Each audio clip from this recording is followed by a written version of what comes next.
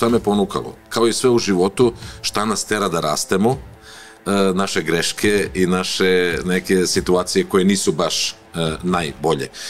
Kada je nakon globalne finansijske krize moja kompanija propala, krenuo sam iz početka. Ivan Zeljković, voditelj legendarnog kviza. Želite li da postanete milioner? Naravno. Da li si ikad bio upozoren od strane produkcije Zeko, previše pomažeš ovim tvojim Srbima, udarit ćemo ti po plati? Kada neko u 20. ili 30. godinama ode u inostranstvo, taj može sve. Ti si suvlasnik Podstera, što je jedna platforma B2B biznisa i podcast hub na Bliskom istoku. Kako to izgleda? Zanimljiva je situacija da pre Podstera nije postojao niti jedan podcast studio u Dubaju. Imali smo svoj podcast, The Change Officer, i onda su ljudi polako počeli da pitaju da li možemo da snimamo kod vas u studiju. Kako medijska scena izgleda danas u Emiratima? Suština svega je storytelling, odnosno pričanje priče. I zašto podcasti sada vladaju svetom? Zato što su jedna topla ljudska priča. Ti ja ovde skinemo majice, pobijemo se, ispsujemo se, krv na sve strane i eto ti viralnosti. Ali da li smo to zaista mi? Dobrodošli u još jednu epizodu Spotlight podcasta. 3,5 miliona pregleda na YouTube-u, sada već dobro preko 600.000 sati gledanja. To su brojke koje nam ukazuju da ste nam dali vaše povjerenje. Ostaje samo da vas zamolimo da kliknete to dugme subscribe. Ne znam kako da najavim ovoga današnjeg gosta, porastao sam uz njega, Ivan Zeljković, voditelj legendarnog kviza Želite li da postanete milioner? Ivane, dobrodošao u Spotlight podcast, konačno. Konačno, bolje te našao, od Londona, Crne Gore, evo nas u Beogradu, ne znam da li se otkriva lokacija ili ne. Otkriva, naravno. Bitan je zid sa ciglama, bolje vas našao, bolje te našao. Nevjerojatno, stvarno, preko godinu dana u komunikaciji, hvala ti na jako intenzivnoj komunikaciji, uvijek si odgovarao i govorio gdje si, pokušavali smo da uglavimo ovu epizodu. Evo sada smo u avgustu u Beogradu. Šta te dovodi u sred avgusta u Beograd, molim te? Pa, Beograd je moj rodni grad i jedan jedini i zauvek u mom srcu moj grad. I pored toga što volim da dođem, naravno tu je porodica, majka, sestra, tu su prijatelji, tu je šira porodica i nekako naravno uvek mi toplo kod srca kad dođem. Evo sad bukvalno sam ove nedelje je trebalo da se vratim u Dubaj, ali rekao sam ajde još jednu nedelju da produžim da bi ostao malo duže u Beogradu. Volim da dođem, gledam kako se menja, nije to onaj isti Beograd 80-ih u kome sam ja, da kažem, odrastao, ali normalno je da se sve menja i drago mi je da mogu da dođem baš često. Ivane, pomenuo si da si u Dubaju, mislim da malo ko od naših gledalaca ne zna tu informaciju već do sada. Šta te negdje ponukalo da ipak pođeš u Dubai, da napraviš taj jedan korak? Znamo da je to jedan vrlo specifičan ekosistem, pogotovo u industriji u kojoj si ti. Nismo rekli ti si strateg za marketing i komunikaciju, što je nešto potpuno prirodno u odnosu na ovo da si bio voditelj. Kakva je to jedna sredina?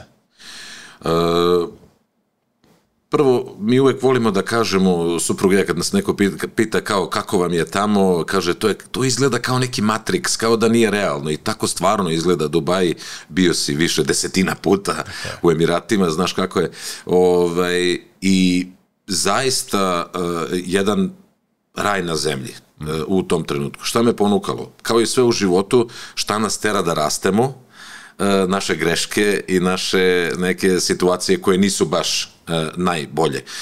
Kada je nakon globalne finansijske krize moja kompanija propala, krenuo sam iz početka, a od uvek sam želeo, pa čak i kad sam imao najviše para, kad je kompanija bila na vrhuncu, a to je bilo otprilike kad mi se ćerka rađala, nama ideja je bila da se ćerka rodi negde u inostranstvu, imali smo mogućnosti, ali zbog situacije, prvo dete, ne znamo šta je to roditeljstvo, želeli smo da budemo blizu ljudi koje poznajemo i znamo, ostali smo u Srbiji. A onda kad se sin rađao, nepunih 2 godine kasnije, je došlo do kraha, kako globalnog, tako i moje kompanije. I onda sam rekao, kad već krećem iz početka, ajde da ostvarim taj svoj neki san da igram svetsku utakmicu, svetsku poslovnu biznis utakmicu i Dubaj je zaličio na nešto što jeste svetska utakmica, a opet za nas u Srbiji, a i Crnoj Gori, ti to dobro znaš, imamo jedan specijalan status, mi Srbi i Crnogorci u Emiratima, jako bliske odnose i to stvarno se osjeća. I u tom trenutku nama nije bila potrebna viza, mogli smo da ostanemo 3 meseca, 6 meseci bez ikakvih papira, vize i tako dalje, što je meni dalo dovoljno prostora da, eto, utabam neku stazu i nakon toga i postanem rezident, što opet nije komplikovano, mnogo jednostavnije nego u evropskim zemljama, u Americi, nekim tržištima koje bi neko poželeo da... A šta se desilo za 12 godina koliko sam dole? Sad su Emirati postali mesto u koje ljudi žele da dođu, pa čak i iz Amerike, Kanade, Zapadne Evrope i svih delova sveta. Tako da, nisam radio neki due diligence zašto Dubaji, sad duboko istraživanje i tako dalje, ali zadesilo mi se, posrećilo mi se, jer u životu faktor sreće je mnogo bitan, posrećilo mi se da živimo zaista na jednom predivnom mestu za život i za odrastanje naše dece. Ajde da kažemo da je neki downside života tamo upravo ovo zbog čega si ovdje, nedostatak nekog supporting mehanizma, nekog mehanizma podrške, prijatelja, porodice i tako dalje. A šta su neki pozitivni aspekti života u Dubaju i Emiratima u odnosu na život u Srbiji i Beogradu? Ajmo, daj mi samo neke plus minus. Pa prvo, znači, šta je lepota života negde? Evo, ti si imao situaciju, živio si u Londonu, ali tako? Živio sam godinu i po dana. Da, znaš kako je, kad dođeš, nemaš nikoga, tabula raza, prazna tabla, znači, gledaš, upoznaješ ljude i tako dalje. Ima nešto lepo i u tome. Da zapravo napraviš neki novi socijon, neku novu socijalnu grupu svoju, bilo za posao, bilo za zabavu, bilo za sport, bilo za porodično druženje i tako, i za ovih 12 godina ja sam stvarno napravio, mi smo zaista napravili onako nama po meri divno jedno okruženje. Tako da i taj element s početka, a ta usamljenost, ja mislim da ko nije živeo van svoje domovine i tamo mesta gde se rodio, gde je napravio prvi taj, da kažem, socijon, ne zna koliko je to teško, ne zna koliko je usamljeno, ne zna koliko je neprospavanih noći, šta meni sve ovo treba i tako dalje, ali ima jedan lep Instagram klip koji kaže kada neko u 20. ili 30. godinama ode u inostranstvo, taj može sve i ostane i postane građanin sveta. Ja mislim da je to, postati građanin sveta, suština, jer evo sad smo bili malo po Evropi sa decom i bili smo u Versaju i kao sad u Parizu i gledaš bogatstvo Luja 14., 15., 16., jeli, i shvatiš da koliko god da su oni bili bogati, oni su imali to svoje, taj Versaj sa baštama, tim divnim... To svoje parče zemlje. To parče zemlje, i ako hoće čovjek da ode u London, to je put od 2 nedelje sa kočijama neudobnim, spavanje na drvenim krevetima, tako? Tako. A mi sad sednemo u Eurostar i za 2 sata smo u Londonu. Taj neki luksuz koji nosi tekovina, tehnološka tekovina i civilizacije jeste, pokazuje da je svet divan i velik i raznolik. Eto, obišli smo nekoliko nemačkih gradova na po pola sata jedan od drugog, ma nema nebo i zemlja, znači da ne kažem kad pređeš u Holandiju opet drugačije i tako dalje, a opet koliko god da je veliki različit, dostupan. I to sad ne zvuči sad, evo ga ovaj u Dubaju, namlatio se para, zaista postao milioner, jeli? Nije. Nisam postao milioner, a s druge strane, stvarno te karte i vozne, pogotovo za mlade ljude u Evropi do 25 godina, to džabe. Mislim, imamo ove jeftine letove, može se leti do Japana za 600-700 eura, što nije malo, ali u odnosu na to koliko je to putovanje iziskivalo, zamislite, ja uvek se vraćam na film Virgina, čuveni, gde na kraju filma celo jedno selo iz Crne Gore odlazi u Ameriku, ali odlazi da ih nema. Znači, oni odlaze u Ameriku i nema, znači, odlaze sa kamena, jeli, crnogorskog. Da ostave kosti tamo, što se... Bukvalno to. A sad, pa da li sam ovde, i s tim u vezi, ajde sad da se nadovežem na 6 odgovora na jedno pitanje. Ja, neka odlično. Naš plan, supruge i moj plan, kada deca odi da studiraju, što je za 3 godine Luka, 2 godine Petra, kada one ode da studiraju, da mi nemamo stalnu adresu, nego da budemo digitalni nomadi, gde god da se zadesimo, znamo da je Koreja sigurno jedna stanica, znamo da je skijanje Austrija, Švajcarska nešto druga stanica, a gde ćemo biti, i naravno češće u Srbiji, češće tamo gde su deca sa studiranjem i tako dalje, i to je jedna lepota sveta u kom živimo. A gdje smo in between je sve ono što su druge opcije u tom momentu. Pa baš tako. Mi imat ćemo jednu bazu u Dubaju, jednu bazu u Srbiji i zašto da ne da provedemo vreme gde god nam duša ište u tom trenutku. Što si to rekao, moj pokojni otac je govorio za prađeda Mitra 3 puta je gazio okean. To je tada bilo, ono da ne kažem... Ja sam ove godine 3 puta prešao okean. Znači, da. Ja sam 2006. bio prvi put. Reci mi, fino si mi to odgovorio dosta slikovito, reci mi s aspekta biznisa. Ti si u medijama i komunikacijama čitavog svoga života. Kako medijska scena izgleda danas u Emiratima? Da kažemo zopet mali krug ljudi koji ne znaju, ti si suvlasnik Podstera, što je jedna, da kažem, platforma B2B biznisa i podcast hub na Bliskom istoku. Kako to izgleda tamo? Malo futuristički izgleda. Znaš, ja pogledam onaj tvoj video, pa ti kao da prolaziš vremenske zone sa tim telefonom. Sve je u jednom videu, ali prolaziš kroz jedan studio, pa drugi, pa 5, pa 10, pa se govori na ovom jeziku, pa na onom jeziku. Ko su sve klijenti? Šta se tu dešava? Zapravo, Podster su podcast studija, najjednostavnije rečeno. Znači, evo, isto kao ovaj tvoj studio, samo ih ima 4 na jednoj lokaciji, još 3 van te lokacije, znači 7 studija ukupno u Dubaju, i mi bukvalno rentamo ljudima da dođu, da sednu, inšala, doći ćeš i ti, kako se zove, rekao si da imaš već nešto isplanirano za Emirate, vidjet ćeš, i zapravo to je biznis convenience-a, umesto ti sam znaš koliko košta svaki deo ove opreme i koliko te koštalo i kad stoji i kad radi i koliko treba, vi ste sigurno došli sat vremena ranije, ako ne i više, da namestite sve ovo, da ja kad dođem sednem i pričamo, a tamo imaš zakazan termin od sat vremena, dođeš, sedneš, pričaš, odeš sa hard diskom. Što bi rekli slot, imaš slot. Baš tako. I ja mislim da će tvoj kolega Radoš, biti najsrećniji da dođe, prekrsti ruke i dobije hard disk za dalju obradu. Uživa i gleda. To je Podster. Prvi studiji su bili u Dubaju, sad već imamo jedan i u Abu Dhabiju, a imamo i 4 studija u Singapuru i trenutno se pravi franšiza, licenca, tako da širom sveta ljudi mogu da otvaraju studio po tom. Zanimljiva je situacija da pre Podstera nije postojao niti jedan podcast studio u Dubaju.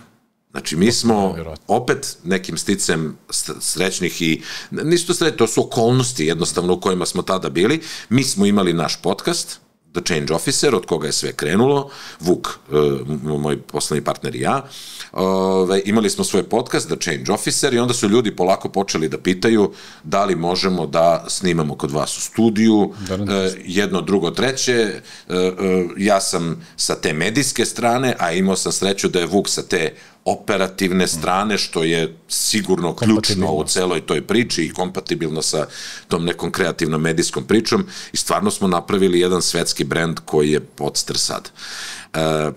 A medijska slika u Emiratima je zaista, na Bliskom istoku, inače, Bliski istok, a prevashodno zbog Saudijske Arabije, je consumption leader, odnosno najviše koriste digitalne medije po broju stanovnika. To nije slučajno, jer u Saudijskoj Arabiji do skora nije bilo ni televizije, ni pozorišta, ni bioskopa, i samo je bio YouTube mesto gde su ljudi komunicirali. To je zapravo ajde kažem, najveći medijski kanal. Ali ljudi i zbog toga što je razvijeno tržište, razumeju prednost i potrebu za komunikacijom. Ti si mi rekao da ljudi dođu ovde i pitaju te ko ti radi, šta ti radi i onda ti osjećaju ljudi potrebu za komunikacijom. To je neka scena dole i konkurencija je strašno velika. S jedne strane imaš ljude iz Libana koji drže tu staru medijsku scenu, to su reklame, to su televizije, to je media buying i tako dalje. Sad imamo i struju iz Indije i Pakistana, imamo struju iz Rusije i struju iz zapadnih zemalja i to je jedan stvarno jaka medijska utakmica i na digitalnom planu i na svakom drugom komunikacijskom planu. Jasno. Reče digitalna strategija je sada ključna riječ marketinga. Šta je po tebi sad neko ime igre? I ko diktira neka pravila, Ivane, u svemu ovome? U toj nekoj džungli koju si ti sad upravo pisao? Odlično ti je pitanje, zato što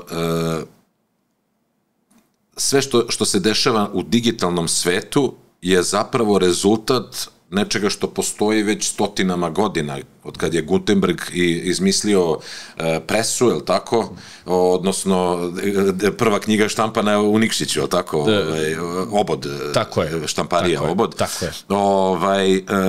Ali i pre toga, oni dobošari koji su išli, pa dimni signali i tako dalje. Šta je tu suština svega? Ja uvek nekako to ovako pesnicom objašnjam. Suština svega je storytelling, odnosno pričanje priče. I zašto podcasti sada vladaju svetom? Zato što su jedna topla ljudska priča. Daš mi prostora 50 minuta, 62, 3 sata, koliko traju neki podcasti, da kažeš ama sve što treba i ne treba, mnogo više od toga, ali suština je topla ljudska priča, odnosno storytelling, ajde da ga nazovem. A kako ćeš ti distribuirati, to se menjalo kroz vekove i sada smo u digitalnom svetu kada su platforme za distribuciju kontenta, ajde da kažem, demokratizovane, u smislu da svako može da napravi YouTube kanal, svako može da napravi Instagram kanal i da priča šta god želi tamo. Sad, novi problem je što sad već ljudi, evo, pre 12 godina kada sam došao u Emirate, ljudi čak nisu ni razumeli tu potrebu. Ja sam morao da radim korporativne videe da bih preživeo, odnosno zato što ljudi nisu razumeli tu potrebu da moraju da budu u medijima svaki dan, moraju da budu prisutni za svoju grupu, moraju da prave community svoje i tako dalje, ali sad svi to razumeju.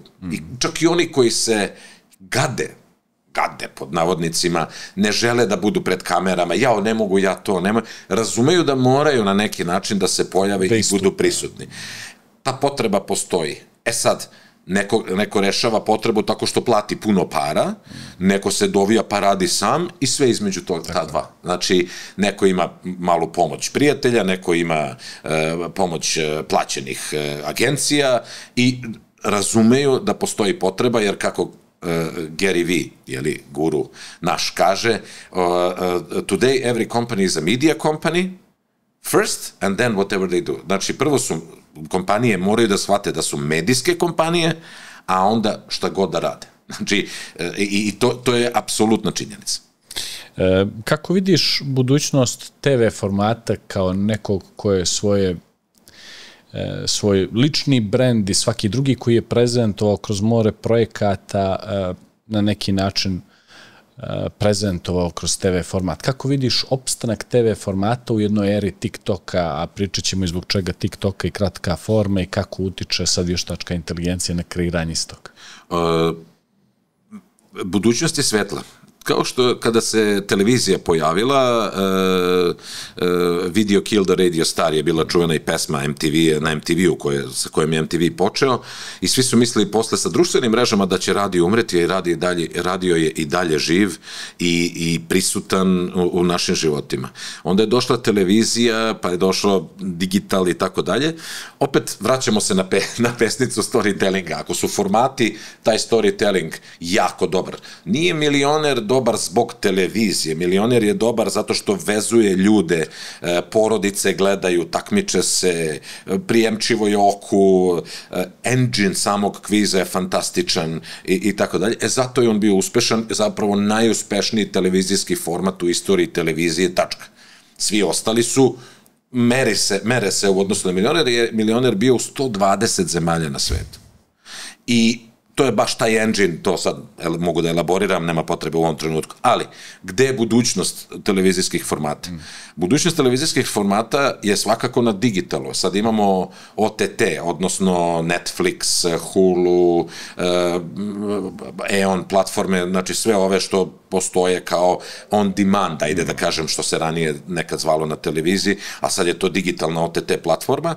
Znači, s jedne strane, zašto ne bi bio kviz Milioner na Netflixu, na srpskom, u ponudi za Srbiju ili region, svi se mi razumemo lepo sa našim jezicima i sve to. To je jedan krak budućnosti. Drugi krak budućnosti, ja ne znam da si primetio ove serije od one minute episode serije. Znači, 1 minut traje epizoda, nazovimo je. I sad postoje platforme koje to plasiraju, znači Shorts je jedna od platformi, gledaš seriju u kojoj svaka scena traje minut. Znači, to je opet neki, da kažem, format, ajde da kažem. Sad, ono što je stvar kod non-scripted formata, kao što je kviz Želite li da postanete milioner, jednom ga pogledaš i to je to. A filmove uvijek možeš ponovo da gledaš. Tako je. Sad, zato su sada skriptovani formati možda u većem fokusu, ali ja mislim da jako puno mesta ima i za non-scripted format kao što je Milioner. Na kraju krajeva, jedna od produkcija koju smo mi radili ovde je Cash Taxi, koja je bila super uspešna. Jedan takmičar, 3 minuta, zašto ne bi to bila kratka forma koja ide samo isključivo na mrežama kao što su TikTok ili Instagram.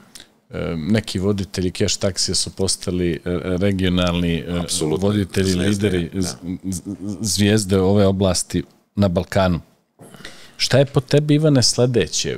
Upravo si lijepo negdje objasnio tu taj neki životni ciklus medijskih formata i sad dolazimo do te neke kratke forme koja već počinje da bude prevalentna. Već ona sve prisutna je, omniprezent je na svim kanalima i outputima. Šta ti misliš da će da bude sledeće? Je li to ponovo negdje vraćanje nekoj edukativnoj, obrazovnoj formi YouTube-a, da li se vraćamo landscape-u ili ćemo ostati u vertikalnom formatu? Daj neku tvoju predikciju, kako se ti osjećaš trenutno? Ja mislim da kreatori neće morati da biraju. Kreatori, kao i ti si iz jednog biznisa došao u podcasting svet i ostao u podcasting svetu jer si osetio da si tu svoj. I ja mislim da će publika da bira, a ono što mislim da je budućnost, a već i sadašnjost, su zajednice, odnosno community. Sada kada bi ti napravio Spotlight podcast community, ljudi koji prate tvoju ideju, tvoje ljude, tvoju priču, pa kažeš, evo, ne znam, budite deo community-a i evo, jednom mesečno sedam sa vama i pričam o podcastu, o svemu što vas zanima, pričam o tome kako se radi podcast, ko mi je sledeći gost. Vi ste deo porodice koja pravi ovaj podcast. Ja mislim da bi se puno ljudi od tih skoro 1 milion koji gledaju tvoje razne epizode i kratke forme, ili tako, prijavilo da budu deo tvoje porodice. I ja mislim da je to jedan lep korak unapred, a sve veća stratifikacija. Mislim da se više ne jure, i mislim da to platforme algoritmom takođe rade, ne jure se više milioni pregleda. Daj mi 1000 pregleda, ali onih koji ja zanimam.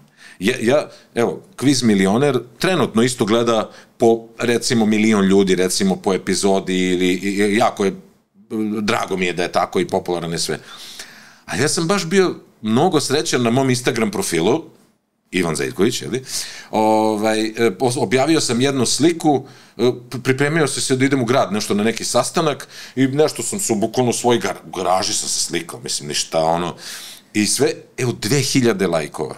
Meni tih 2000 lajkova, znači, priča iza toga ne postoji, nisam ja neku mudrost podelio ili ne znam ja šta, nego jednostavno lepa, onako je slika energetski nabijena i nešto, ja skakućem, zezam se, 2000 lajkova. Osjećaš ih svojim. Tako je. To je kao da su tih 2000 lajkova moja porodica, sad zamisli, ajmo 2000 lajkova, to ti je pola pionira puno, mislim, ajde da kažem.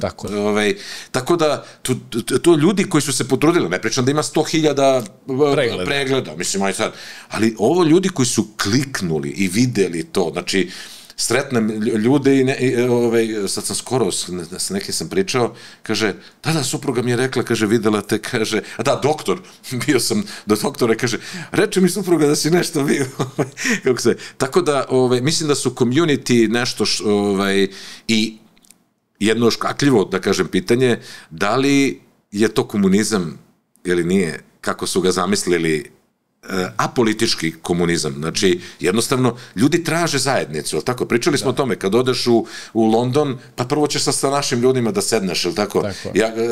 Iako stvarno, uvek kažem, u Emiratima ima 200 nacionalnosti, u školu moje dece ide 60 nacionalnosti različitih i druže se svi. Nekako ti uvek ta tvoja zajednica najbliža, nekako zato što ste tu mentalni sklop, neka tradicija, neka kultura, tu i eto, osjećaš se kao delom porodice, eto, taj community, odnosno zajednice. Jako mi je drago da si to pomenuo, malo ću i ja napraviti marketing za Spotlight podcast. Juče smo snimili prvi Spotlight podcast live, ispratio si, evo, na konto ove priče, da naprosto sve što se objavi ljudi saznaju i onda ti posto uđeš u prodavnicu i kasirka ti nešto kažeš, ti se zapitaš odakle sa kasirka zna to je, pa objavio si čovječe na storiju. Na konto toga šta sam sad htio da te pitam? Da reklamiraš Spotlight. Tako je. Na konto toga vezano za zajednicu, stvarno nam ova platforma omogućava da sad postavljamo i pitanje, da u tom live formatu, u desnoj strani, u chat boksu, ljudi mogu da postave pitanje. Ali sad kad otvoriš taj jedan format, shvatiš koliko je on napredovao u odnosu na ono gdje si ti, da ti tamo daje opcije, pa ti kaže, ako hoćeš da postave pitanje, mogu svi. A mogu i sa subscriberi od prije pola godine, od prije minut, od prije 5 minuta, od prije 10 minuta. Znači, otvaraju ti se neke nove opcije kako da ti upravo taj community povećaš i da ih osposobiš da prvo dođu na kanal, da postanu pretplatnici, da budu i aktivni učesnici u tome. Ja mislim da je to suština. Mi imamo najveći podcast community na Bliskom istoku, a što kažu, arguably, a verovatno i na svijetu, 650 podcastera u jednom community, WhatsApp grupa i svako, tamo nema reklamiranja, nema, smrt bilo ko community je kad krenu ljude samo da se reklamiraju i to sve i ono, ali šta mi hoćemo da reklamiramo? Izbaciš novu epizodu, objavi je tu, evo izbacio sam novu epizodu, imamo event, evo ga event, imamo, znači, zajednica te podrži i daje vrednost i tebi i ljudima i sve.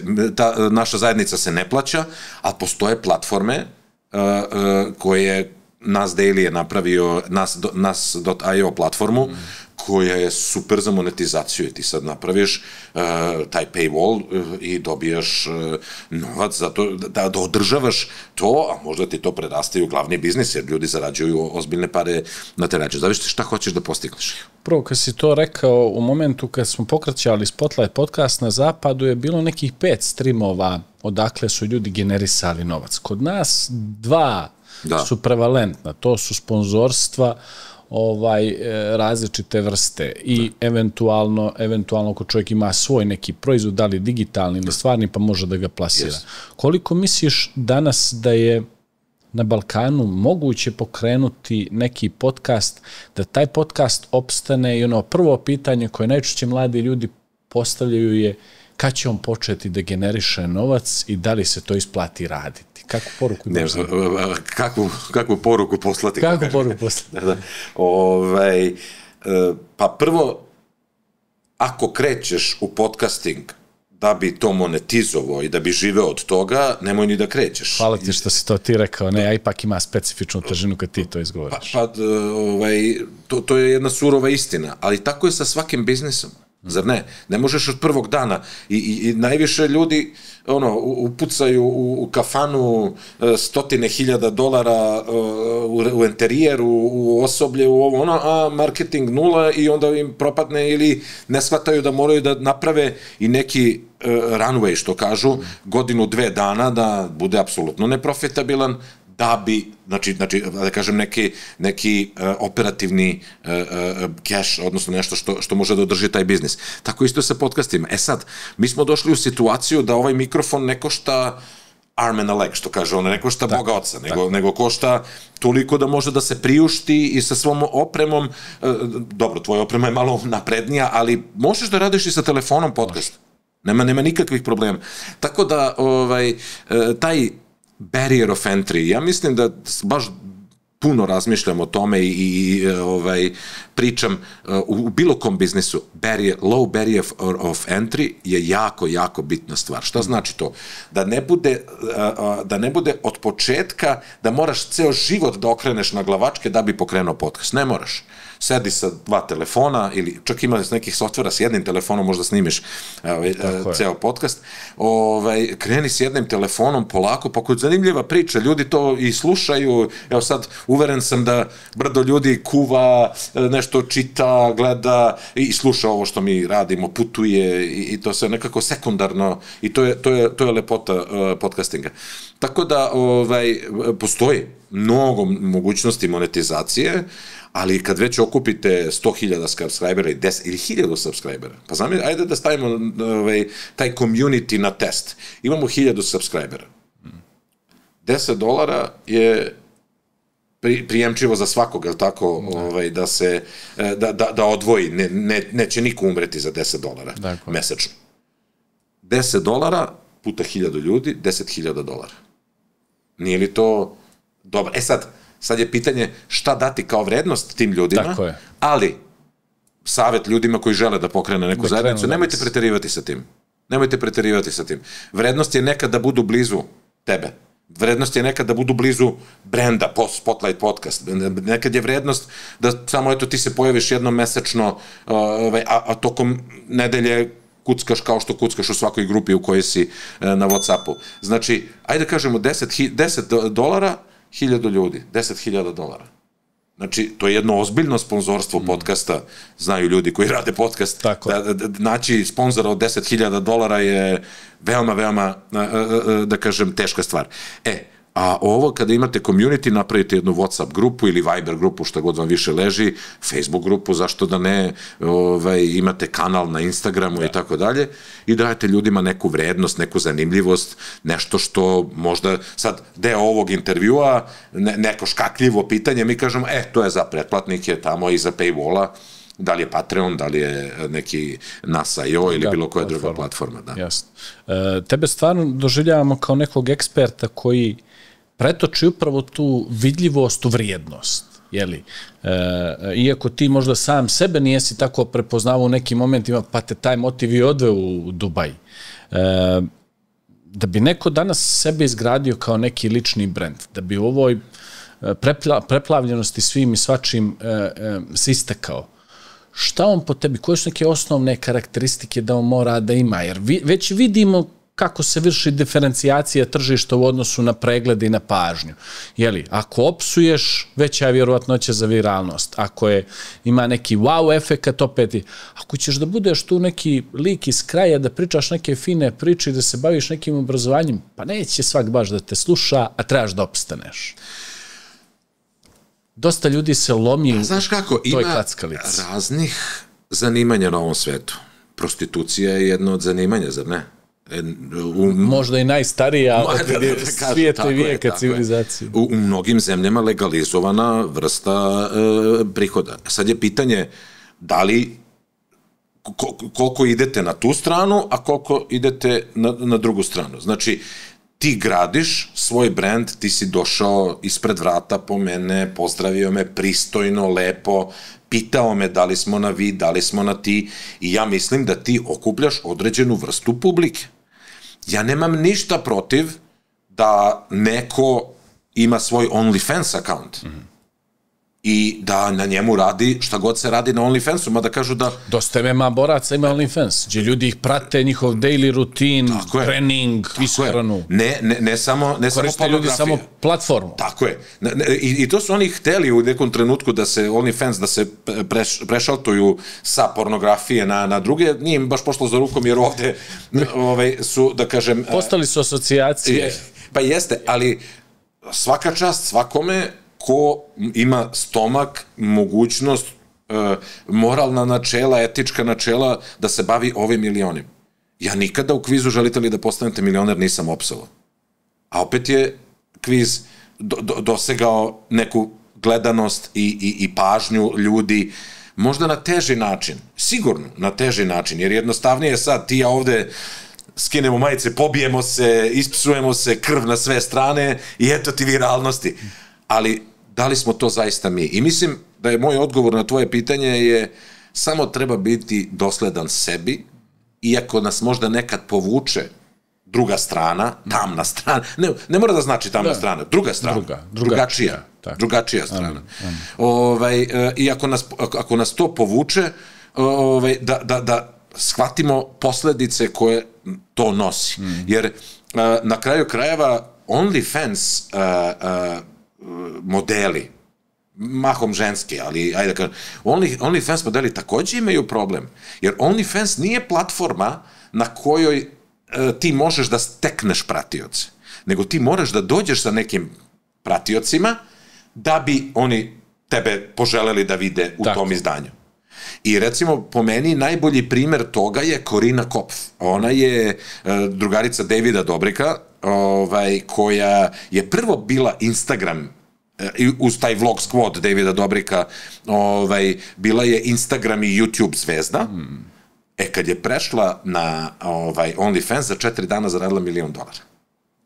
I da ne pričam posle za 10 dana 3 miliona i tako dalje, znači neke cifre dan danas to sve, ali hoću da kažem, ona je odlučila se da živi na taj način, to je njena odluka i ako može da živi sa tim, super, znači kao opet kažem, postoje razna zanimanja na svetu. Tako da, što se tiče kulturnih i filmnih ljudi, nije lako, i ljudi žele da bude i treba uvek, ja uvek kažem šta je onaj hook što moramo da stavimo uvek na početak kratkog videa. Tako je. To je jedan šamar. I šta sad u domenu našeg pristojnog razgovora može da bude šamar? Ne znam. Kako je Zeka otišao u Dubaji i da li je zaradio $1 milion ili nije, pogledajte u podcastu, znaš, to je, opet može da bude zanimljivo, da kažem, ljudima koji, eto, onih 2000 ljudi koji su lajkovali na mom Instagram profilu tu sliku i tako dalje. Tako da, postoje načini sigurno, jedan je lakši, jedan je teži, drugačiji su, nema ispravno ili neispravno, na kraju krajeva cela medijska scena i pevača i glumaca, opet pravi svoju priču na ovome ili ono.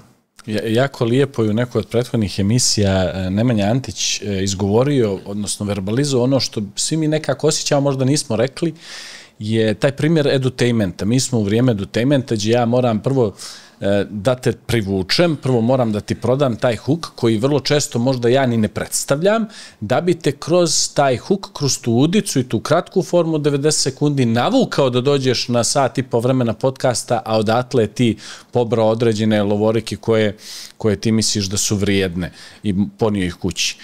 Naprosto to je jedno sad novo ime igre, jeli?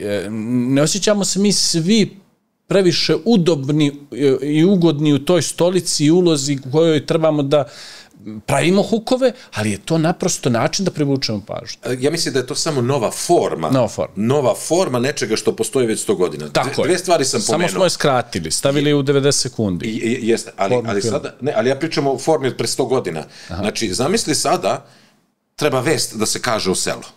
I dođe taj koji nosi vest i stane ovako na trg i kaže: ljudi moji, naš kralj je poručio da treba da radite to i to, niko ne zna, naš. A zamisli sad, isto to sa dobošarem. Daje se na znanje. To nije huk. To je huk. Šta su naslovne stranice novina? Kaže, faces sell. Znači, moraju lica da budu na naslovnim stranicama novina i to je ono što prodaje, tako? Znači, opet neki huk. Thumbnailovi današnji, tako? To je opet neki huk. Tako da, on je samo menjao svoju formu, a sa druge strane, šta su zvona na crkvi? Šta je u islamskom svetu, šta je poziv na molitvu koji ide preko megafona ili mikrofona zvučnika, ili šta je zvono u našoj religiji. Znači, zvono je poziv na nešto, ili informacija o nečemu, da je toliko sati, ili informacija dođite na liturgiju, ili informacija to i to vreme je. Tako da, ajmo da ga prenesemo u digitalno svet, pa naravno da... Jutros gledam, naravno, kao što svi živimo na društvenim mrežama, i sad gledam neko je počinje video, dobar dan. Ja sam taj i taj, koji, čekaj, gotovo otišlo 2 sekunde, nema. Odmah mi u glavu reci šta je, i ja moram da ostanem prikovan uz to, daj mi šamar, ošamari me, daj nešto. Ne možete da verujete šta mi se danas desilo. Reci, čoveče, živ nisam. Znači, to je taj neki huk koji mora da postoji. Na kraju krajeva i u komunikaciji, kada sednemo ti i ja u kafiću, u taj kafeteriju, jeli, i pričamo i sedimo i pričamo, slušaj šta mi se desilo. Šta je to? Isto huk. Tako da, samo je u jednoj digitalnoj formi, svi krive algoritam, ovo nije algoritam, nego ne znaš da daš vrednost publici koju treba da daš vrednost. I to je odličan trening. To na dnevnoj bazi može se trenirati. Kad Istok Pavlović prije 60 epizoda u ovom podcastu izgovorio da je Bože mili čuda velikoga jedna od najpoznatijih mimova od prije 500 godina, izazvao je salvu komentara koji nam je naravno digao opet rič, odnosno doseg. Istok je bog za to. Istok je bog za to. Znači, ja jedva čekam da on otvori svoj community, ja ću biti prvi član. Znači, da izazove pažnju, da izazove skandal ili poluskandal, i dobar skandal i to sve, pa njega, da ona 3-4 videa koje je napravio na engleskom,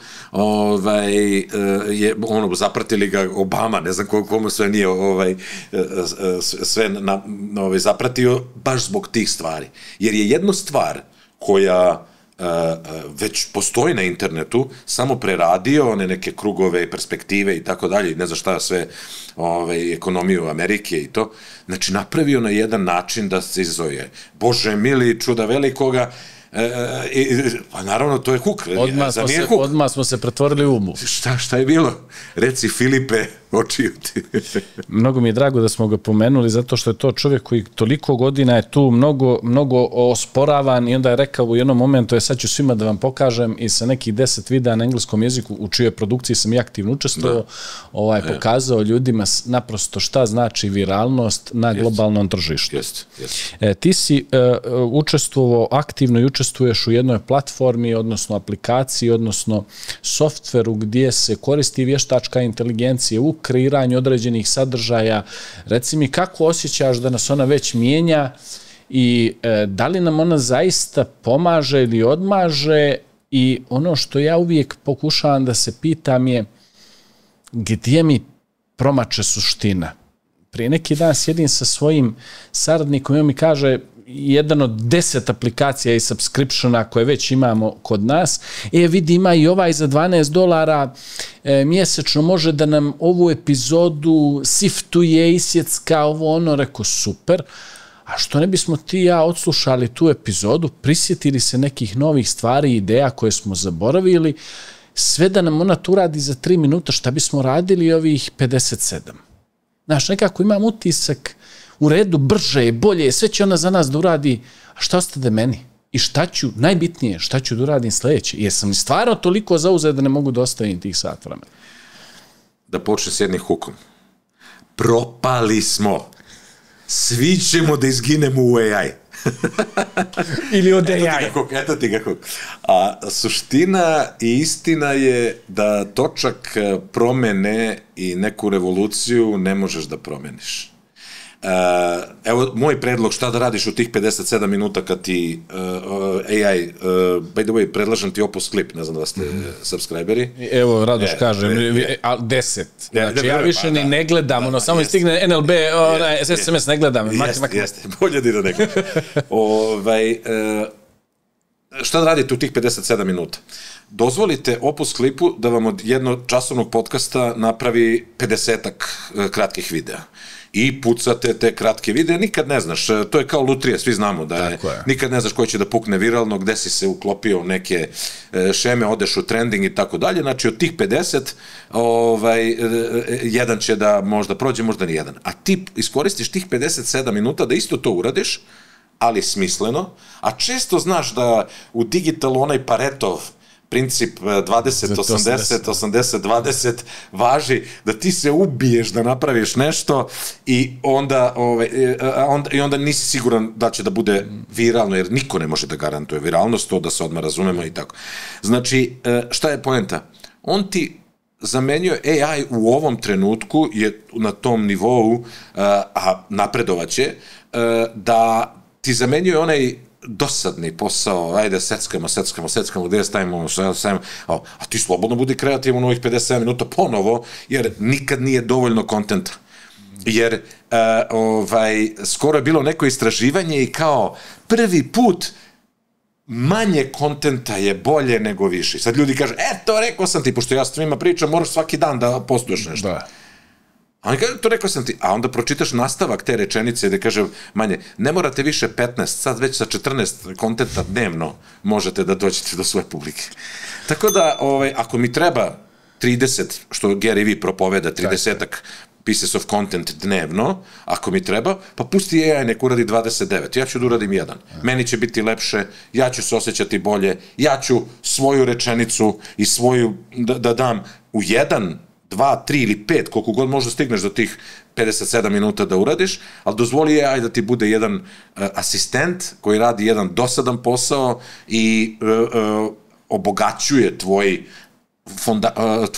temelj tvog ovog digitalnog prisustva. Tako da na taj način mislim da nam AI pomaže. Ja sam, evo još jedan hook, ja sam trenutno jako blizu da to vidi svetlost dana u jednom velikom projektu AI-a gde će AI da satre novinske redakcije i tako dalje. Nije baš tako, ali ako hoćemo da imamo hook. Znači, pravim sa jednim sjajnim timom na čelu sa Vladom Lelićaninom, stručnjakom, velikim stručnjakom za digital generalno, ali i AI. Pravimo bukvalno novinsku redakciju od 60 ljudi, koja ne samo da će da pravi vesti za jedan news portal, već će biti novinska agencija koja može da ima 100 news portala, a prvi primer na kome to radimo će biti baš naš biro. Naš biro je portal namenjen ex-ju populaciji na Bliskom istoku, našbiro.com, i trenutno služi kao sredstvo informisanja naše zajednice na Bliskom istoku. Kada dođe ova Olympus redakcija, mi ćemo moći da postanemo u trenutku odluke globalni portal koji je namenjen ex-ju populaciji, da povežemo naše ljude, ne samo da pravimo portale, nego i social media za te portale, koja se samo unapređuje i po nekim algoritmima, znači genijalnim, omogućava da vi zamenite redakciju od nekih 50-60 ljudi. Zamislite sad nešto gde radi 50-60 ljudi u ovoj digitalnoj eri, a iza toga idu community, biznis povezivanja, platforme za servise, usluge i tako dalje, i to je nešto na čemu trenutno radim. Samo sam zapisao ovdje dok si pričao u prvom dijelu tvog odgovora kako jedan od poznatijih eksperata marketinga na Balkanu je imao svoj jedan reel i hook i kaže nisu više bitni followeri i onda ispriča tu svoju neku priču da sad Instagram pokupio TikTok, da se prvo video šalje na 50-100 non-followera, gleda njihove reakcije pa se onda dalje distribuira i tako dalje. Dođe smo mi do 87. sekunda kad on treba da zaključi i da da CTA svog videa i kaže ako vam se sviđa ovaj kontent, zapratite me za više kontent, a nisu uopšte followeri bitni. Tako da, ja se malo, nećeš mi zamjeriti, ja se malo ipak ne slažem u tom dijelu, mislim da su i tekako followeri bitni, mislim da prva stvar koju ovaj licemer uradi kad mu neko pošalje poruku, uđe na njegov profil i vidi broj followera, pa onda uđe u feed za Reelsove i gleda koliko je prosječno ljudi došlo na njegove Reelsove. Zašto? Zato što tebe se javljaju na 1000, ali mene se javljaju na desetine mladih ljudi dnevno koji hoće da meni pomognu, odnosno Spotlight podcastu da kreira kratku formu, a onda se javljaju sa profila koje prati 50, 100, 150 ili 1000 ljudi. Ne mogu dovoljno da ispotenciram koliko je važno da bih ja zaista se okrenuo i vidio šta ti radiš je da mi ti na jednom pokaznom primjeru što brže moguće, elevator pitch se pomenu u našem liftu, pokažeš to što ti radiš i da zaista znaš da to radiš bolje od nas. Zašto? Zato što Spotlight podcast danas ima 9 videa koji su prešli preko 1 milion, a jedan 3,2 miliona. Znači, mi smo se na neki način pokazali da ljudima znamo šta radimo. Apsolutno se slažem sa tobom. Samo bih ispravio njegovu rečenicu, nisu bitni followeri da biste imali viralni kontent. Šta znači? Nalog sa 100 followera može da ima milionski kontent. Ali značajno teže. Značajno teže. Zato što ja mnogo imam veću izloženost ako imam 100.000 ljudi koji su promenili u algoritmu. To je, ja mislim da je to manje bitno. Ono što je bitno, šta želiš da postigneš? Da. Celom tvojom pojavom, medijskom, svojom pričom. Znači, kada imaš 1000, ja više volim akaunte sa 10 ili 20.000 followera. Da, to su mikroinfluenceri. To su, šta god da su, ali to su ljudi koji zaista žele da čuju tebe. Da čuju šta se dešava sa tobom. Da nauče nešto od tebe. Da čuju gde si, šta si i tako dalje. Kad već imaš 200, 300, 500.000 followera, što je po meni neviđeni uspeh. Jer milione više ni ne pričamo zato što postoje drugi načini da se stigne do miliona i to sve. Tako da, taj broj followera je neki vanity metrics, s jedne strane, ako hoćeš da juriš neku viralnost, evo, pogledajte, mi svi znamo danas da možda kupiš followere, i to je jeftino, ne znam koliko ni košta, ali to je par dolara za 1000 followera i to je, a čemu to? Šta je poenta? I samo će da ti odmogne nešto. Apsolutno. Znači, ali sad ima nekih novih u Africi, ti kupiš čoveka da on interakuje sa tvojim, da postavlja pitanje i to sve, ali šta je onda tvoj cilj? Jer mene često pitaju, ja imam samo, na Instagramu imam samo 10.000 followera, to je stvarno, baš malo. Ali često me pitaju, a što ti ne napravi, ja isto, 100 ljudi mi se javi, hoće mi napravi klipove, reelove, ovo, ali ja uživam u tome da ja to pravim. To je moj izraz. Ja svaku sliku, svaki video koji objavim, stojim iza njega i to sam ja. I sad možda, to je tamo neki ali gde ja sve putujem, gde ja idem na sastanke u Emiratima, šta vozim, gde živim, to nigde ne vidiš kod mene, jer nije mi cilj da te sad time, ja hoću da ti mene pratiš zbog mene. Tako je. Sad, kome šta je cilj? Ako nekom je cilj 1 milion followera, uzmi malo kupi followera, malo daj boosta, malo uradi neki dobar reel, daj nekome parti uradi dobar reel i eto tebe do 1 milion followera. Ali mislim da je priča koja se gradi tako da ti zaista želiš da ti ljudi budu followeri, mislim da je to, ajde kažem, iz moje perspektive zdravije priča.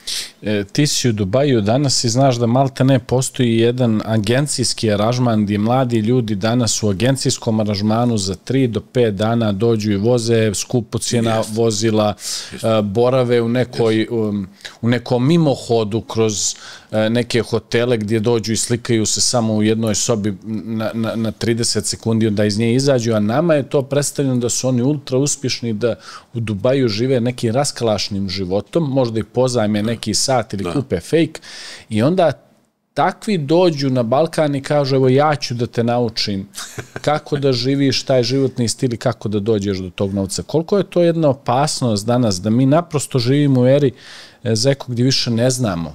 Mi ne znamo šta je realnost i ko su ti ljudi. Ili moramo konstantno se pretvaramo u neku agenciju za informisanje, pa da... Jest. Odlično zapažanje. I baš Vladimir Ledićanin, koga sam pomenuo, jedan od prvih svojih tehnoloških softvera je radio za fake news. I sad zamisli da ti neko proverava da li je nešto istina, nije istina i tako dalje. I on je rekao jednu rečenicu koju ja često, da kažem, citiram, a to je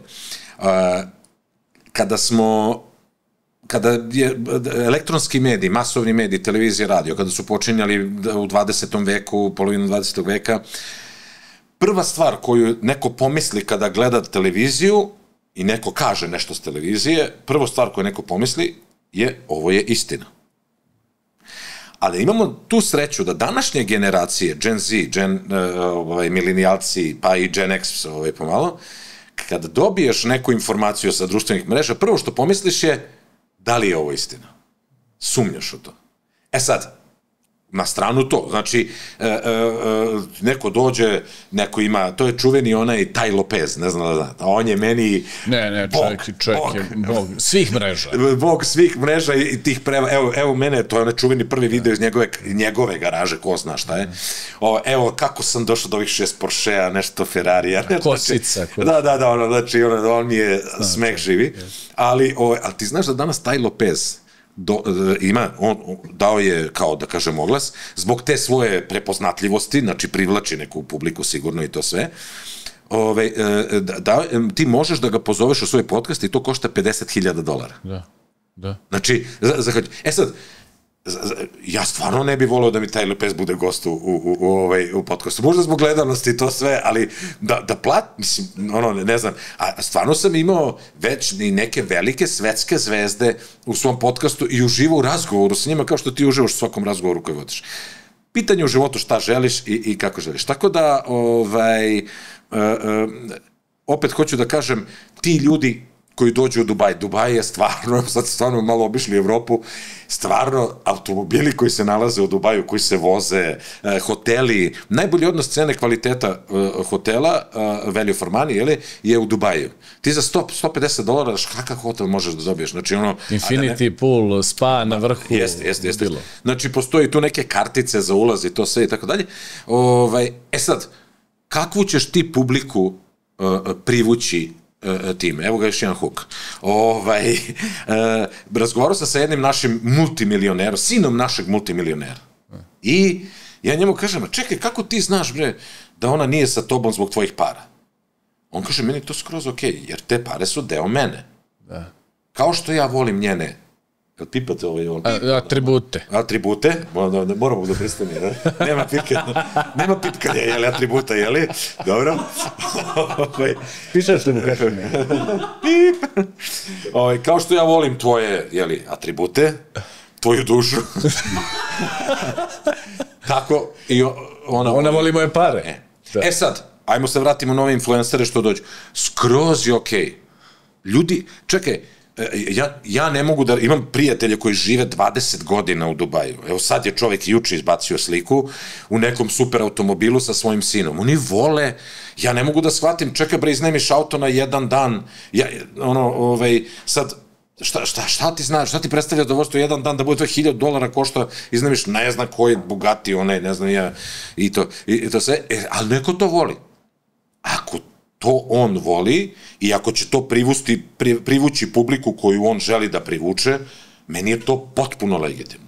I ja znam za neke agencije koje to rade i koji se time bave, ti osetiš na dan, 2, 3 da si, da kažem, zvezda Dubaija, što je, veruj mi, u Dubaju da se osetiš kao zvezda je multimilijarderski deal, ali ako tebe to prija, ako tebe to voli i ako je publika koju ćeš privući time za tebe okej, super. Eto, to je ono. Evo, ja mislim da ti ne znaš gde ja živim i koji auto vozim. Iskreno ti kažem, pojma nema. I manje je relevantno. I manje je relevantno. Načini da se ljudi izdiferenciraju u Emiratima su razni, do momenta da su tablice vrlo češće skuplje od samih kola, tako da sam ja uvijek razmišljao kako bi izgledalo da nekog jugaša staviš Dubai 0010, pa je to vrijednost tablice par miliona. Što manje brojeva. A, jeli, izvini. Dubai 3. Dobro, ali to je sad već to je 15 miliona, ali ja hoću jugo da zavisi od slova. Jer imaš slovo i broj. Sad, ako je A1, to je Šejk Mohamed u Dubaju, ali neko slovo, recimo F, ne može ni F3, pošto je to faza princ Dubaije, jeli, Šejk Hamdan, nego recimo neko slovo, ZK3, pa možda... Crveni jugaš. Da, ZK3 možda košta jedno 5 miliona. 5 miliona? Gledajte me. Idemo na Huk još jedan. Kako je ZK došao do registracije Z3? Tako da, jeste, registracije su bitna stvar. To je njima i igra, zabava. Nije to nikakav sad nešto, ko što ti ja odemo na kafu, tako neko ovde kupi. Neko bi rekao da je bizar način za diferencijaciju moći, ali to je naprosto kod njih jedan moment na koji se ne poklanja tolika pažnja. Nemoguće u gostovanju tom ne pomenuti milioner i sve te neke momente. Moj community je znao da dolaziš, pa su svi oni poslali po neko pitanje. Ono što bi te ja za milionera pitao je sledeće. Pošto jako dugo intenzivno sam pratio kviz, ja sam osjećao da u početnim fazama, pogotovo onih prvih pitanja, do prve zagarantovane sume i nakon, ti imaš jedan način kako određenom gestikulacijom i ponašanjem, ne bih rekao pomažeš, ali na neki način ne bi volio da neko pogriješi na drugom pitanju. To je nekako ljudski, jeli? Da li si kad bio upozoren od strane produkcije, Zeko, previše pomažeš ovim tvojim Srbima, udarit ćemo ti po plati, sljedeći put kad mu pomogneš na, ne znam, 5.000 za garantovan sumu, mi ćemo ti 5.000 splatiti. Prećera ga, što kaže. Pa, kao i ti, ja mislim da smo ti i ja na istoj emisiji, ti u podcastu, ja u Milioneru. Zar nije to neka vrsta podcasta, zapravo topla ljudska priča? Ti kad malo bolje pogledaš kviz, 20-30% sam ja, 70% su takmičari u kadru. I znamo porodica, prijatelji, ko je majka, djed, šta, ko je radio. I meni je cilj, baš kao i tebi u podcastu, da tvoj gost ispadne što bolje, što zrelije i što, a u mom slučaju, ti postavljaš pitanja na koje bi trebalo da znam odgovore su o meni, ali ja postavljam neka pitanja opšte kulture i znanja, gde često ljudi greše, često nekad i prvo i drugo i treće pitanje, sav taj stres, sav taj svetla, kamere, ljudi nisu svoji, moje je da ih smirim, da ih vratim, ja njima u toku sad tog nameštanja, snimanja, postavim 2-3 pitanja, bukvalno, kako se zoveš, odakle si, znaš, da bi dali 3-4 odgovora koja znaju, da kad uđu u odgovore na pitanje, znači moj glavni zadatak je dopustim tako. To je moj glavni zadatak. Da kiselnik dođe do mozga. Baš tako. Ali baš tako. I da oni ispadnu u najboljem mogućem svetlu. I naravno taj čuveni Rod Taylor koji je mene učio, da kažem, poslu i imao sam neviđenu sreću da mi on bude mentor, on kaže, ti možeš da ih gurkaš do ivice, a da li će preskočiti ili će pasti, to moraš da ostaviš njima.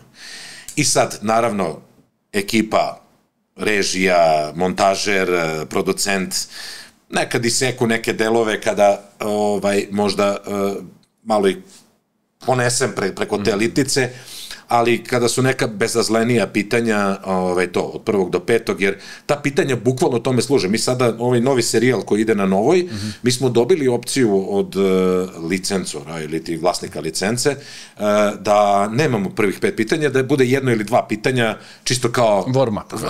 Da, od vlasnika formata smo dobili opciju da nemamo tih prvih 5 pitanja. A onda smo mi seli u produkciji Nove i dogovorili se da imamo tih 5 pitanja, jer shvatamo koliko je bitno ljudima da se opuste i da se koncentrišu, što kažeš, eto, da dođe kiseonik do mozga.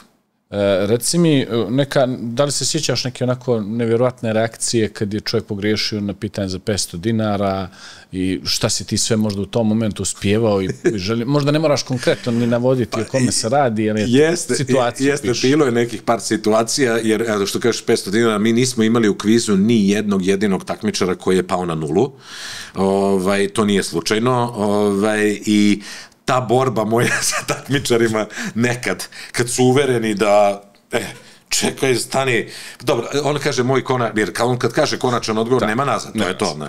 Moj konač, čekaj, stani da te pitam, dakle, reče, iz Nikšića, jeli, da, pa kako Nikšić, aj sad se vratimo na pitanje, evo ja ću još jednom pročitati pitanje, pazi da, i tako ima nekih metoda koje nekad izluđuju, jeli, čak i ekipu i sve, ali ako neko razume takmičara u vrućoj stolici, jer sam i sam u vrućoj stolici već evo 20 godina, to sam ja, jer znam šta znači pritisak, na kraju krajeva, na neki način bi ja mogu da vidim ta pitanja, znači mogli bi da mi došapnu, kažu, ne znam ni ja i ovo, ali ja ne želim, jer želim da zaista budem u koži tih takmičara,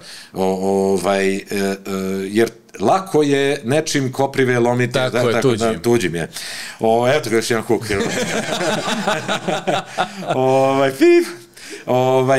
A ja želim da budem, da saosećam sa njima, da zajedno sa njima prođem kroz to, jer veruj mi, nekad se zadesi da od 1. do 5. pitanja i ja porazmislim, čekaj, može bude ovo, znači, i zato ne želim da svojom reakcijom, ako znam odgovor, ako mi kažu odgovore na pitanja, da ja na bilo koji način to otkrijem ili onda gubimo tu igrivost kviza i zanimljivost koju takmičari nose. Da li ti ispred sebe imaš odgovor odmah u momentu kada ga postaviš ili tek ti ga...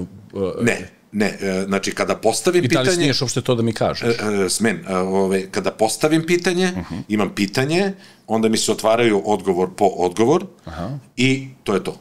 Dok on ne kaže, moj konačan odgovor je, ide ona muzika, ni ti sam ne znaš, ni ja sam ne znam, onda ide građenje one tenzije koje neke ljude nervira, saznaćemo nakon reklama, a da ste rekli ne biste bili pravo i tako dalje, to neke sitne doskočice i tako dalje koje neke ljude nervira, ali možda baš zato gledaju kviz, ali do tada ne znam. Znači, kompjuterski softver je tako napravljen da kada on kaže moj konačan odgovor je, pritiska se dugme i onda ja dobijem ispred sebe, da. Reci mi, šta mi se desilo sa pitanjem publike? Znam sad da su pomoći pitaj prijatelja, pola i zamijenit ću. Bilo je nekad 4, pitajte publiku, pa su onda oni glasali i na kraju smo... Jeste. Naša publika u kvizu Milioner zna da tapše na srpskom, ali ne zna da priča srpski. Zato što se snima u Bugarskoj i to se zove back to back, to je veoma često produkcije snimaju, na kraju krajeva i Bugarska je dugo snimala u Rumuniji, pa su tek onda prešli u Bugarsku, u Poljskoj se snimaju španske epizode i tako da, to je back to back se zove produkcija i najjednostavnije je bilo, takmičari sednu u autobus, dobiju jedan divan vikend ili 2 dana u Sofiji, a mi odradimo naše snimanje i publika je bugarska. I na moje iznenađenje, prilično oni dobro razumeju srpski, mnogo bolje nego mi bugarski. A to je zbog... To se dešava i sa Slovencima i nama stavno. Da, a to je zato što su oni pratili, znači, muzičku scenu. Da. Našu, pogotovo narodne pesme, narodnu folk estradu, to oni prate, serije, mi smo bili dole na koncertu Lepe Brene. To je krcato bilo, znači, mi smo bili na snimanju Milionera i taj dan se zadesi i naravno Lepa Brena je pozdravila Zeku i ekipu Milionera, a bilo je krcato na koncertu, eto, Lepa Brena, rekao bi čovek, Nema kakvi, znamo, onaj čuveni kik Lepe Brene se desio, ja mislim, u Bugarskoj kad je sletala helikopterom na stadion Nevski i tako dalje. Tako da, budu simpatično, ja volim da provedem vreme tamo. Kako misliš da bi milijunaš izgledao da je upravo umjesto te bugarske publike možda publika iz neke kafane, iz nekog filma kao što je Montevideo, Bog te vidi, upravo iz one kafane, iz onog ambijenta. Kako bi izgledao milijunaš? Moram da ti otkrijem jednu tajnu. Napravio si varijantu. Hook. Pošto sam veliki fan Senki nad Balkanom, i prijatelj sa Bjelogrlićem, onako znamo se, ja sam mu predložio da napravi podcast, ali u epohi.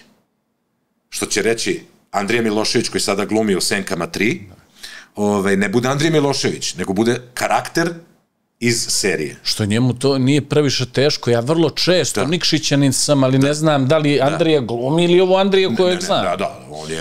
On ima mlađeg brata Velje i kažu da je čitav mješoviti brak u stvari funkcionisao na način što su mu rekli samo glumi Velje.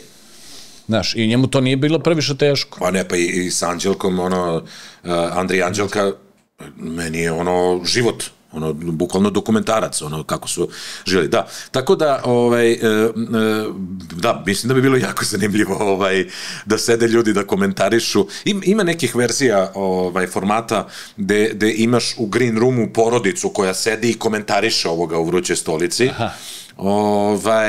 Ali mislim da... A zašto su u green roomu? Šta je green room kao chroma key, ali? Ne, green room se zove mesto gde se ide kao slačioni, ajde, kao... okej. To je green room u televizijskom žargonu, da. I oni su, porodica je u slačionici, garderobi, i komentarišu, gledaju na ekranu i komentarišu ovog svog takmičara i tako dalje. Tako da ima tih nekih varijanta i zanimljiva ti je ideja. Evo, gledam šta mi je kod prijatelja postavio. Jedan pozdrav za sve prijatelje. Marko Radulović, moj brat iz Nikšića, kaže koliko se puta suzdržao da ne spojluješ odgovor na skupo pitanje svojom reakcijom ili nekim gestom. Veruj mi, Marko, je li?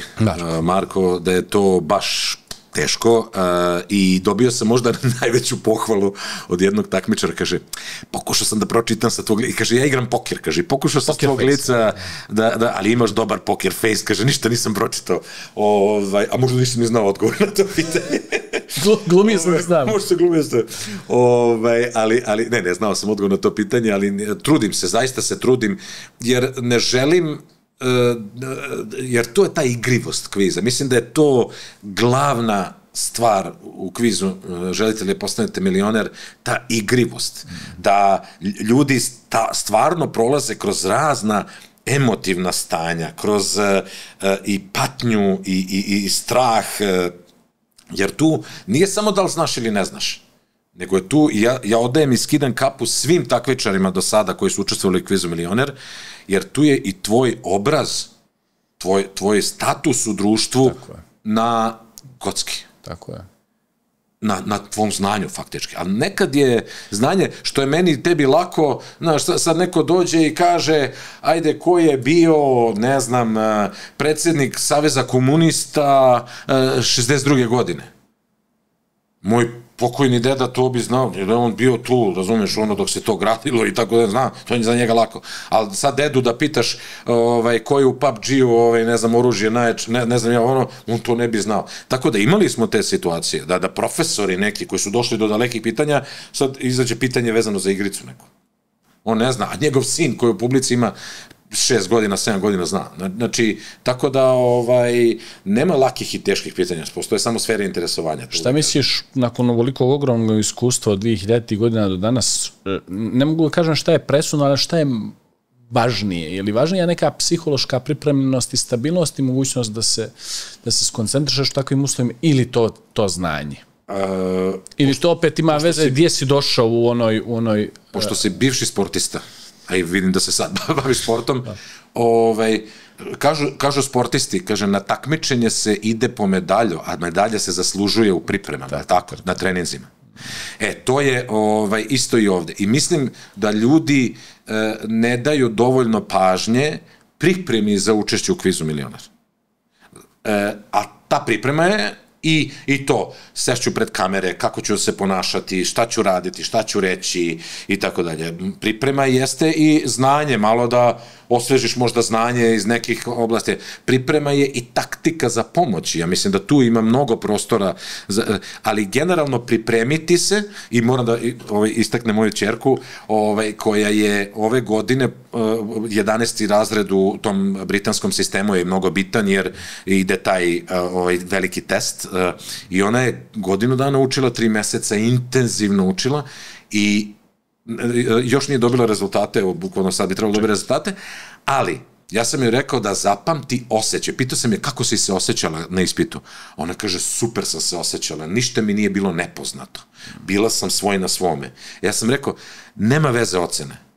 Nadamo se da su dobre i bit će dobre, ali ima veze taj osjećaj koji nosiš u sebi, da si spremna došla, da si uradila sve što je do sebe i da nije bilo iznenađenja, da dođe neko pitati, pojma nema šta je. Možda nisi tačno odgovorio, ali taj osjećaj je mnogo bitan. Mislim da bi taj osjećaj takmičarima, koji će doći da će Bog novim serijalima milionera, taj osjećaj pripreme. Nisam došao na tek tako neko snimanje. Taj kviz stvarno može da promeni vaš život.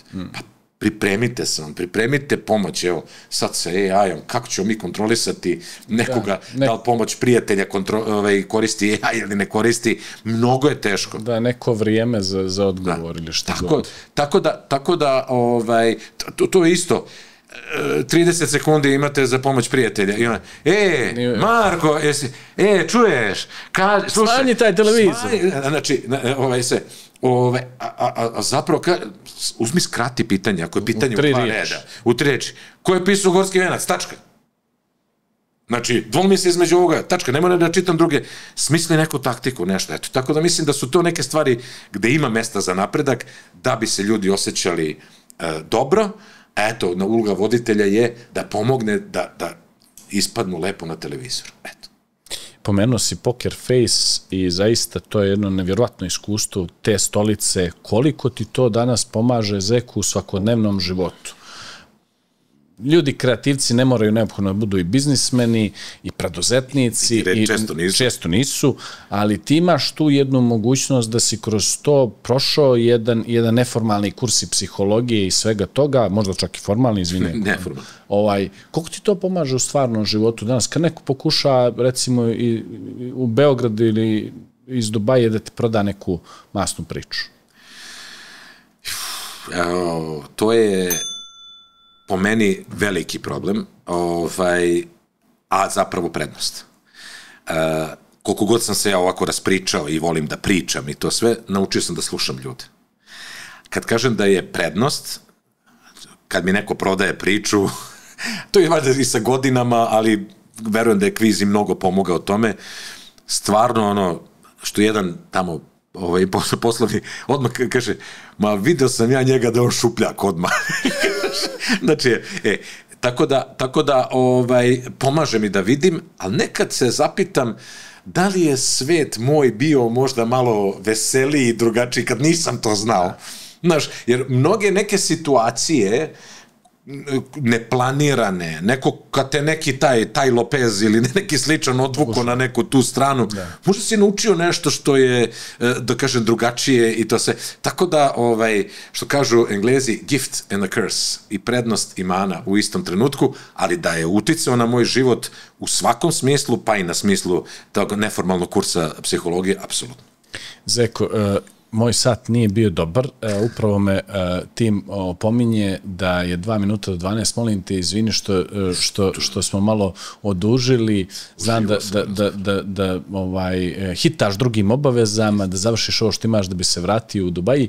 Puno ti hvala na tvom prvom jednom u nizu gostovanja na Spotlight TV-u i Spotlight podcast. Hvala ti puno, nikakav problem za vreme, zato što sam stvarno uživao u razgovoru i stvarno moram da te pohvalim kao voditelja.